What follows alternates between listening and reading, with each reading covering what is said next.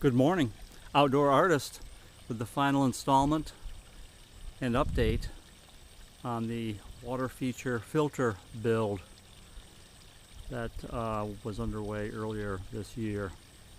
Now the filter itself, you can see tucked away back in that corner there, there's a few potted plants sitting in it, and you can see the results of it here on the water feature itself. First of all, the water clarity is great. Also have some plants installed, as you can see. The skimmer was a nice addition, though did require, I also built a pre-filter for that because it kept plugging up the pump. And anybody who wants any information on that pre-filter build, I did it for about $10 with a few simple parts. But it has been operating here for over a month with no issues whatsoever, which is what I'm after, is low maintenance. And everybody seems to be happy. The plants are doing well, the fish are doing great.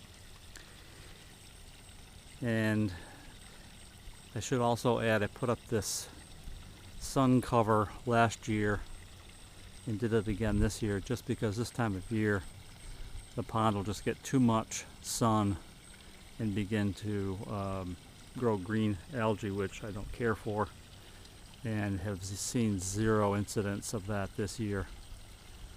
So far, today's another day in the 90s, and I don't expect there's going to be any issues whatsoever. So, final update here on the install. Oh, one more thing before I forget it.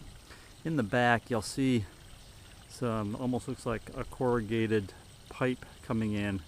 Those are what I ended up with for my siphons coming back out of the filter into the water feature. I had a big white pipe, plastic pipe with some valves on it, and as it turns out that was just too difficult to keep that siphon going. I could keep it going for about 3 days and then I would lose it.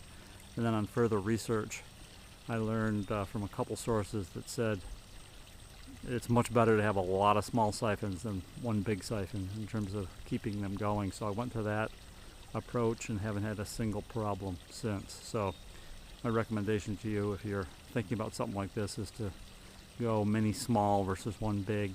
I believe I've got 8 total 1-inch lines going in, just to be sure that the water returns from that, or returns from in the form of a siphon from the filter back into the pond with no problems whatsoever.